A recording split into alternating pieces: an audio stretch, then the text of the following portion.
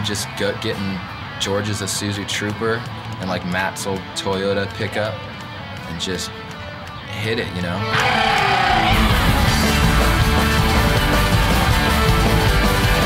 It's pretty much California up to Frisco or San Jose, you know, stay with you know, the friends that we were able to meet, and usually mostly people's houses.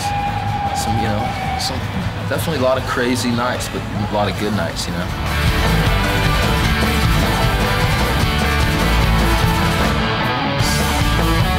It was ghetto, you know, borrowing vans and stuff to get around and borrowing most of the equipment.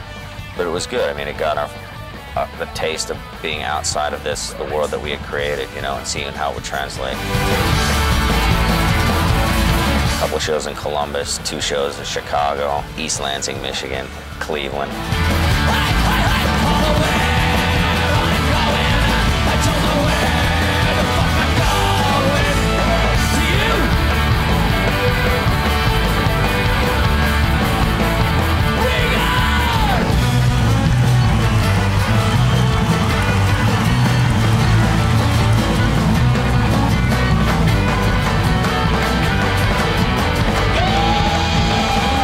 From the beginning, we never worried about the fact that radio didn't play anything that sounded like us, that MTV didn't play bands that looked like us, that the other bands neither looked nor sounded nor marketed themselves in any way similar to us. We just focused on what we knew we were good at, which is writing great music and moving people at a live venue. Hey, see that? I'm trying to teach him how to read. I put it down on cat level. No matter how many times I teach them, they just don't get it. Idiots. I go back to thinking of a conversation I had with George. God, I remember this like it was yesterday. We were sitting in a room, and our goal for the first record was that it would sell 10,000 copies. We felt like if they sold 10,000 copies, like that's real significant, you know, like that's a hard number to get to, you know. And I remember telling George, I go, you know, well, you know, I mean, our feeling is like if we could sell 10,000 copies of Swagger, we're going to be stoked. He goes, we're going to sell 50,000 copies of that record before we go in to make our second record. And I remember thinking to myself, like, and I even said to him, I'm like, dude, I appreciate your ambition, you know, and that's fantastic, you know. I mean, and I don't want to dampen that fire. Have you ever seen 50,000? But have you ever seen 50,000 records? Have you ever seen 50,000 people? You know, that's a lot, dude. You know, but you know, I don't want to. I just don't want. I don't want to be on this side giving this false hope. You know, like, yeah, sure you are. You know, I want to be a bit of a realist. He's like, and he looked at me right in the eye and said, no, we will. And I was like, and I remember walking out from there, and I'm like, well, you know, the drummer's confident, you know what I mean? Like, he's confident they're going to sell it. And you know what? They went in to make their second record, and the first record had sold over 50,000 copies. And I remember telling George, you said it was going to happen. He's like, I knew it would happen. And I was like, there you go. I mean, I never got into music to be like a rock star, whatever you call it, but I just wanted to be in a band just to play music, play songs. Next thing you know, you're going from Molly Malone's to fucking this. Playing Europe for the first time. Epic. Lowlands was the first festival we've ever played, ever. And we show up, but it's under a big tent. Like, imagine all that area under a big tent. And we did a sound check, and there's nobody there. You know, you see how high the stage is, like 15 feet in the air, and there's nobody there. Like, man, we were the first band of the day, of the whole festival. We're like, yeah, we're the Mormon band. You know, nobody's gonna come. A few stragglers.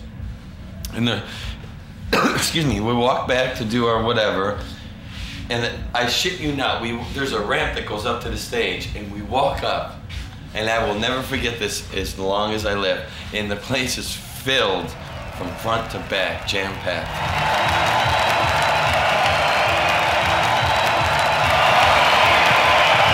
Where's the Guinness? My knees just they went like, ooh. And it was a real pattern with these guys. Like, the best thing about the band was I never felt that we had to sell the band live and tell people how great they were, because all I'd say to someone is go to the show, and if you don't like it and you don't leave covered in beer, sweaty, feel that you had like almost a spiritual, you know, awakening at the show, if that doesn't happen to you, because that's what happens to me, then it's not your thing, you know? And also, if that's not your thing, then I don't know what the fuck is, because, you know, this is as real as it gets. 1, 2, 1, 2, 3, 4.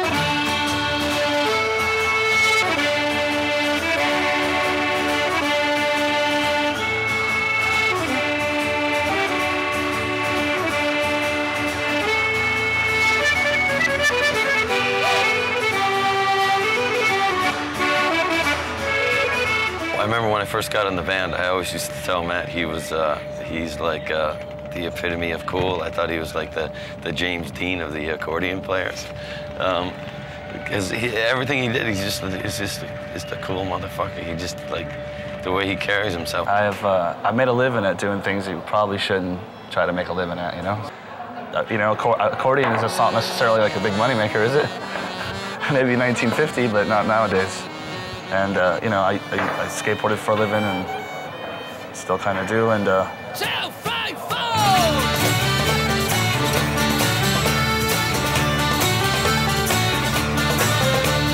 He's good at everything. He's great at playing pool, he's great at playing the accordion, he's great at skateboarding, and on top of all that, he's humble as hell, and he's a sweetheart of a person. And he sees things out to the very end, no matter what it is, you know? Now, if I really want to do it, I'm gonna do it, or I'm gonna get damn well close to doing it, you know?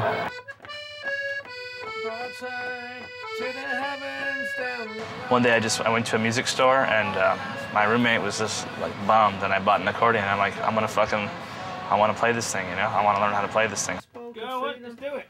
I wasn't a piano player, so it wasn't like I had any prior skills to let me know what I was doing. I had no fucking skills, so I finally got a hold of this old Italian cat, and he came to my house, and he started giving me lessons like 2 times a week. And I was like 24 then. I was his oldest student by like 20 years or 10 years or something.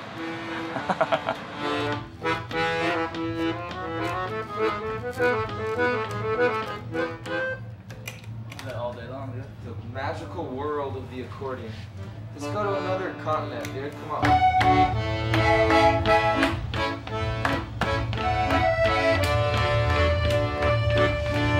When I first bought it, I learned like a couple different songs, French songs, you know, different songs from around the world, and I just had fun. Like I take my wife, and we just go to bars and have a couple cocktails and just play songs from around the world.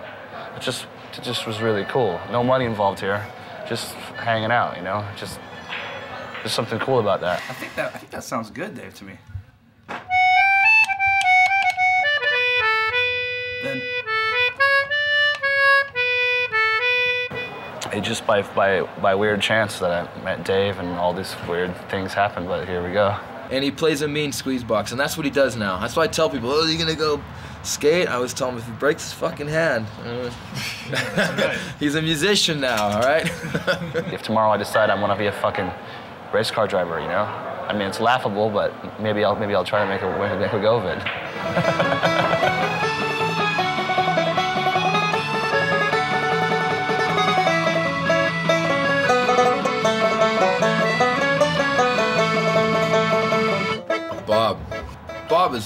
Bob is really consistent, you know? I find Bob's like this. He's definitely alive. Oh, you want us to show you respect, but you don't show us respect. You showed your dick, your cock to his wife. That was his wife. My wife. And you want us to respect you with this, and you show me your dick to my wife. That's not true. He definitely has his opinions and what he's dealing with and going through at any given moment. But he seems to have a really zen power about things, and really be able to just kind of not let things really get him down.